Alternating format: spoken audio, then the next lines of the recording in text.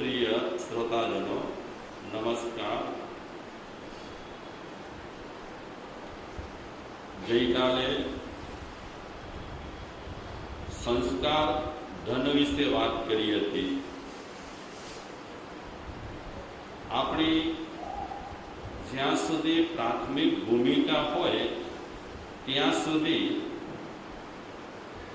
संस्कार मेळववा माटे अने संस्कार जाळववा माटे मेहनत करवी पड़ती होय छे।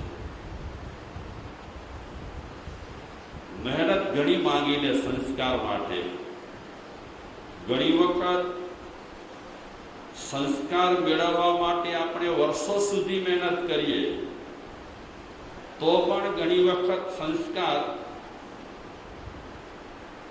जीवनमां जळवाय पण खरा अने न पण जळवाय। जेम धन कमावવું સહેલું નથી તેમ સંસ્કાર ધન કમાવવું પણ સહેલું નથી। આમાં સફળતા પણ મળે અને ઘણી વખત નિષ્ફળતા પણ મળે। જેમ બિઝનેસમાં સફળતા અને નિષ્ફળતા બે પાસા રહેલા છે તેમ સંસ્કાર માટે પણ બે પાસા રહેલા છે। માણસ सफल थई पण सके अने सफल न पण थाय। ते छतां पण आपणा ऋषि मुनिओ आपणा पर कृपा वर्षावी करी अने व्यवस्था बतावी के संस्कार मेळववा माटे शुं करवुं जोईए अने क्यां सावधानी राखवी जोईए। ए ऋषि मुनिओ खरेखर आपणा पर मेहरबान थया, आपणा पर कृपा वर्षावी કે આ મનુષ્ય જીવનને સફળ કરવા માટે અને મનુષ્ય જીવનને સંસ્કારી બનાવવા માટે કાંઈક આપણને રસ્તા બતાવ્યા। સૌથી મોટામાં મોટું અને સારામાં સારું ધન હોય તો સંસ્કાર ધન છે। એમ કહેવાય છે પૈસા તો વેશ્યાને પણ મળે, એ બહુ નવીનતા નથી કાંઈ, પણ પૈસાની સાથે સાથે વ્યક્તિ પાસે જો સંસ્કાર રહેલા હોય तो ए संस्कार ज अंते उपयोगी थवाना छे। आम जोवा जईए तो घणा एक्टरो अने क्रिकेटरो पासे करोड़ो अने अबजो रूपिया रहेला होय, पण जे क्रिकेटरो अने एक्टरो पासे संस्कार धन हशे तो एमनी संपत्ति सार्थक थती हशे। अगर एमनी पासे जो संस्कार धन नहीं होय तो आटलो पैसो मळ्या पछी व्यक्ति खराब कार्यो पण करी सके छे। पैसो तो एवो छे के खराब कार्य पण करावे अने सारा काम पण करावे। सारा काम क्यारे करावे? आपणी पासे संस्कार होय तो। जो संस्कार न होय तो पैसो पण घणी वखत सारा काम करावाने बदले केवा काम करावे? खराब काम करावे। तमे आईबील खातामां वापरे 8 રૂપિયા, क्यारे वापर्या तमे जयंती भाई के नटू भाई के? क्यारे वापर्या? કે કાંઈ અંદરથી સ્ફૂર્ણા થઈ હશે અને કાંઈ તમારા સંસ્કાર પણ આ કાર્યમાં કામે લાગ્યા હશે, ત્યારે માતબાર આવા કાર્યમાં પૈસા ખર્ચવાની ઈચ્છા થઈ। તો સંસ્કાર હોય તો વ્યક્તિ પૈસાને સારા માર્ગે વાળી શકે છે। અગર જો સંસ્કાર ન હોય તો ઘણી વખત પૈસો માણસને ખરાબ રસ્તે પણ લઈ જઈ શકે છે। એટલે એક વિચારક કહે છે કે પૈસા કમાવા માટે બુદ્ધિ જોઈએ પણ પૈસા વાપરવા માટે સંસ્કાર જોઈએ। જો કે બુદ્ધિ પણ ફક્ત કામ લાગતી નથી, પૈસા કમાવા માટે પુણ્ય પણ જોઈએ। પણ સૂત્રની દ્રષ્ટિએ આપણે કહીએ તો પૈસા કમાવા માટે માણસ બુદ્ધિનો પ્રયોગ કરે છે। તો પૈસા સારા માર્ગે વાપરવા માટે શેનો સાથ જોઈતો હોય છે? संस्कारों साथ जोईतो होय छे। अने सौथी टॉपनी वस्तु रेडी होय आपणा जीवनमां तो संस्कार छे। नानी उमर होय कि आपणी मोटी उमर होय, जेटला संस्कारोनुं आपणे संवर्धन करीशुं एटला संस्कारो आपणने आभवमां पण उपयोगी थवाना छे अने भविष्यमां पण ए सारा संस्कारो उपयोगी थवाना छे। एक प्राचीन नानकड़ी कथा कहूं। कपिल नामना एक ऋषि थई गया। हिंदू धर्म की कथा रेली से એ કપિલ ઋષિ રોજ સવારના વહેલા ઉઠી કરી ટહેલવા જતા અને એની સાથે ટહેલતા ટેલતા એક નદી કિનારે જતા સ્નાન કરી પાછા ટેલતા ટેલતા પોતાના આશ્રમમાં આવતા. રોજનો એમનો નિયમ,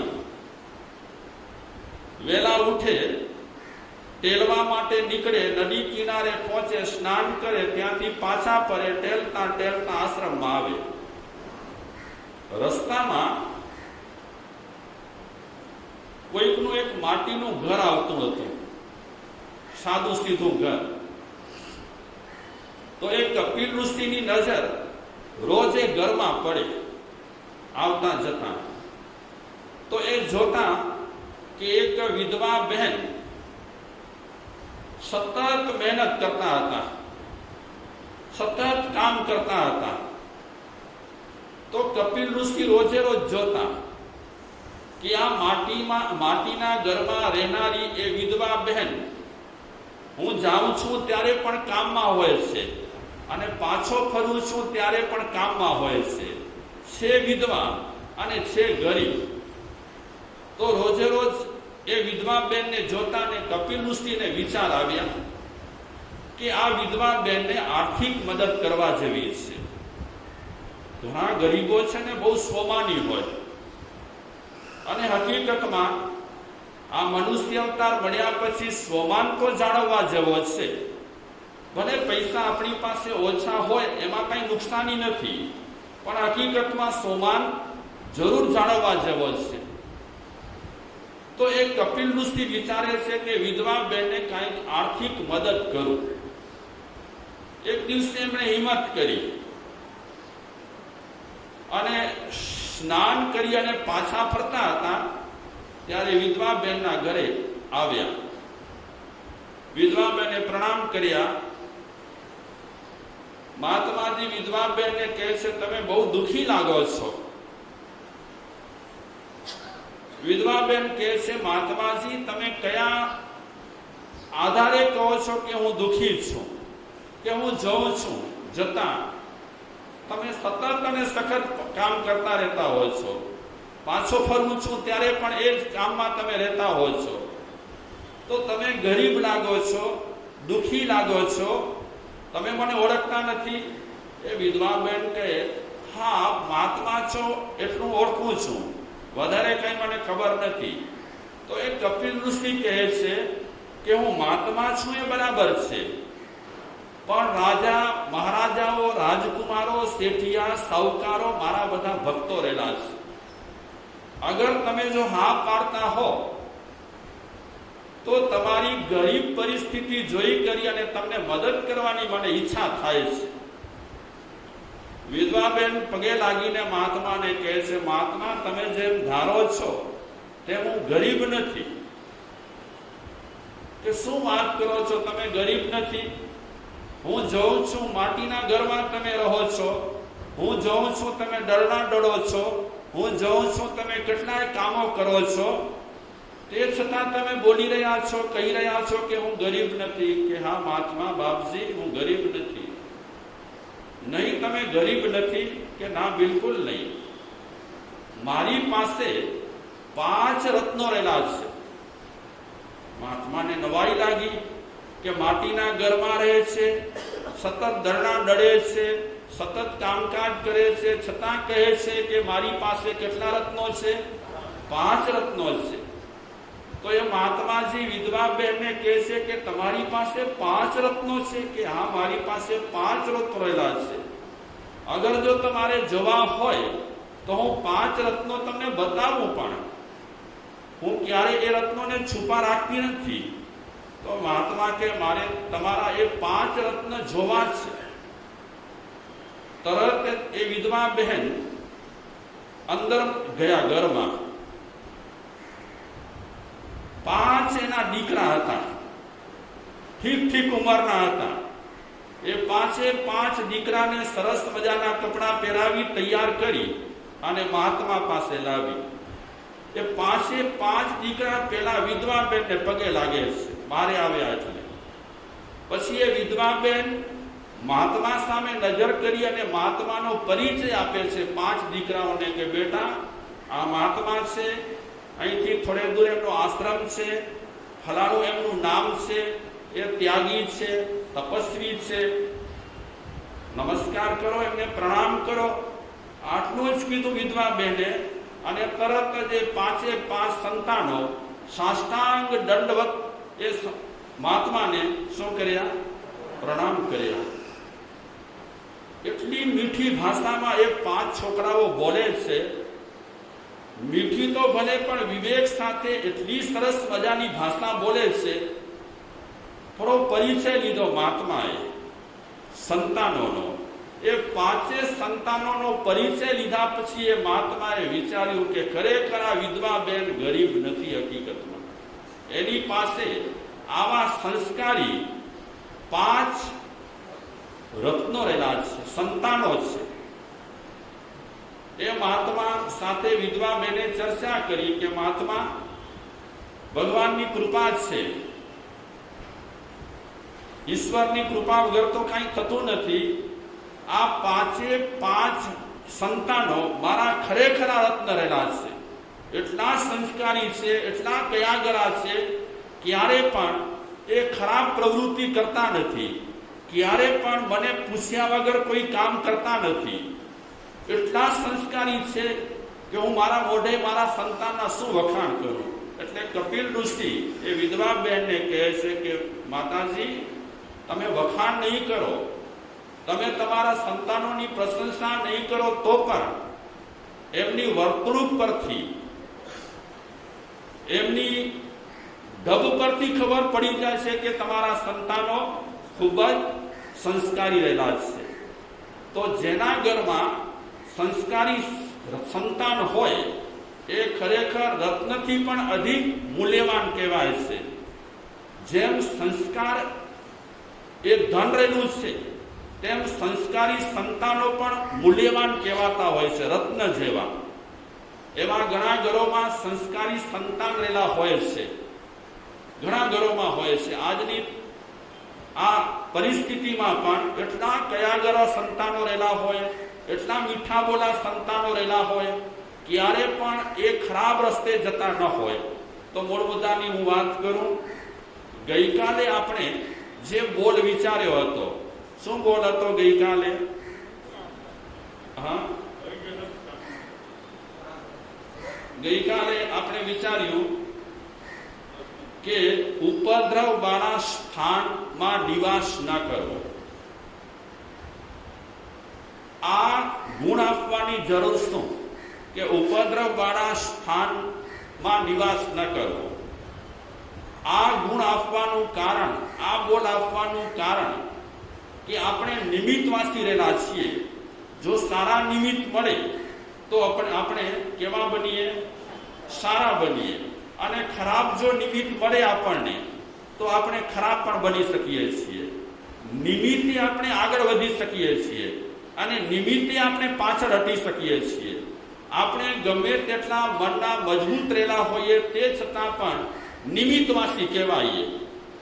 અને નિમિત્તવાસી હોવાને કારણે મહાપુરુષોએ આ માનવતાના 35 બોલમાં કેટલાક બોલ એવા આપ્યા છે કે સંસ્કારોના સંવર્ધન માટે અને સંસ્કારોના જતન માટે વ્યક્તિએ કેટલી સાવધાની રાખવાની છે.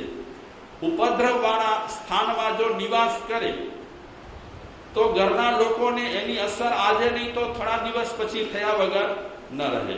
આપણને બધાને વાતાવરણની અસર બહુ થાય છે. ગમે તેટલા આપણે ધર્મ ધ્યાન કરતા હોઈએ, ગમે તેટલી આપણે ધ્યાનાની પ્રવૃત્તિ કરતા હોઈએ, તે છતાં પણ વાતાવરણની અસર થાય છે. વાતાવરણની અસર આપણા માનસ પર એકદમ થાય છે. અને એટલા માટે આપણા ઋષિ મુનિઓએ, તીર્થંકર ભગવંતોએ કેટલીક ક્રિયાઓ બતાવી છે આપણને કે આ કરો, તે કરો, આમ કરો, તેમ કરો. આ બધી ક્રિયાઓ બતાવવાનું કારણ શું? એ વિધિ વિધાન બતાવવાનું કારણ શું? કે એ માહોલમાં આપણે રહીએ. એ માહોલમાં રહીએ તો આપણા જે સારા વિચારો રહેલા હોય તે તૂટે નહીં. અગર જો વાતાવરણ આપણને સારું ન મળે તો ગમે તેટલા આપણે સારા વિચાર ધરાવતા હોઈએ પણ ખરાબ વાતાવરણને કારણે આપણા સારા વિચારો ઘણી વખત શું થઈ જાય, તૂટી જાય. વ્યાખ્યાનાની જે પ્રવૃત્તિ રહેલી છે પણ એટલા માટે જ છે. બધું જે સાંભળેલું હોય 4 મહિના સુધી કે 8 મહિના સુધી બધું સાંભળેલું કોઈ પણ વ્યક્તિ આચરણમાં મૂકી શકતો નથી. પણ એ સતત વાતાવરણમાં રહે તો એ સારા સંસ્કારોને જાળવી રાખતો હોય છે.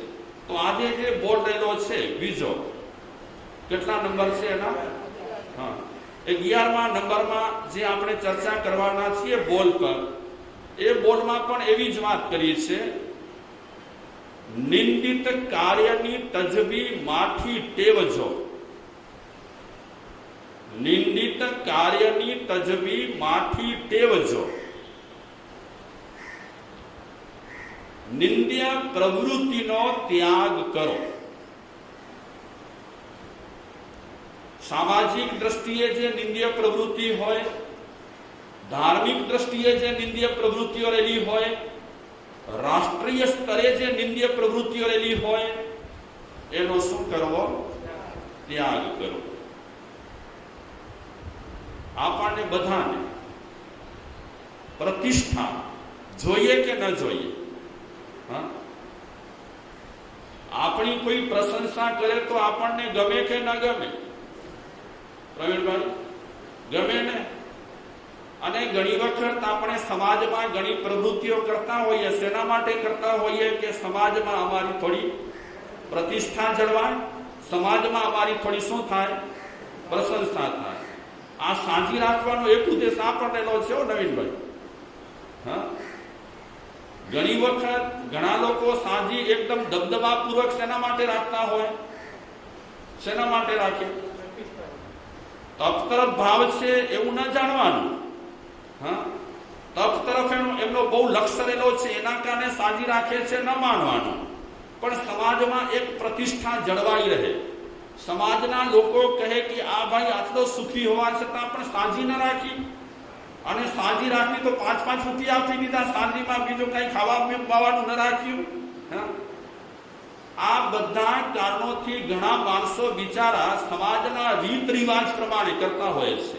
તમારે ત્યાં સમાજમાં એવી પ્રણાલિકા પડી ગઈ છે કે તપસ્વીઓની સાંજી રાતના રાખવાની અને રાતના ખવડાવવાનું. આ તમારી એક પ્રણાલિકા પડી ગઈ છે. હકીકતમાં એ નિંદ્ય પ્રવૃત્તિ રહેલી છે. અને એવી નિંદ્ય પ્રવૃત્તિઓનો શું કરવો જોઈએ? આ તો અવસ્થા એક દાખલો આપું છું, બીજું વર્ણન કરીશું આપણે. દરેક માણસને પ્રશંસા ખપે છે. ભલે ઘણા લોકો કહેતા હોય ના ના મારા વિશે ન બોલો, ન બોલો, ન બોલો, પણ એ બોલે છે, વ્યવહારથી બોલે છે, અંદરથી તો ગમે કે ના ગમે. હા, આજે હું તમારું નામ લઈ કરી અને તમારા વિશે કાંઈ સારું બોલું તો તમે બારે જઈને 4 માણસોને વાત કરો કે ન કરો કે મારા વિશે કેટલા સરસ છે, હા, મારા વિશે કેટલું સરસ બોલ્યા. એટલે તો આપણે ત્યાં કહેવત પડી છે કે ખુશામત તો ખુદાને પણ વાલી હોય છે. હા, સારી પ્રશંસા કોને ન ગમે? અને સારી પ્રશંસા દરેક વ્યક્તિને ગમતી હોય છે. એવા તો લાખો લોકોમાં કોક જ વ્યક્તિ નીકળે કે જે પ્રશંસા માટે કે પ્રતિષ્ઠા માટે નિર્લેપ રહેલા હોય. બાકી જનરલી આપણે વિચારવા જઈએ તો નાના માણસોને પ્રતિષ્ઠા પણ ખપે અને નાના માણસોને પ્રશંસા પણ ખપે. ઘણી વખત ઘણા લોકોને જાહેરમાં નામ લેવડાવવાની ઈચ્છા બહુ હોય. હા, એક વખત બોલાવે, બીજી વખત બોલાવે, સંતોષ ન થાય. અને ઘણી વખત કાર્યકરો પણ બિચારા બહુ સરળ રહેલા હોય.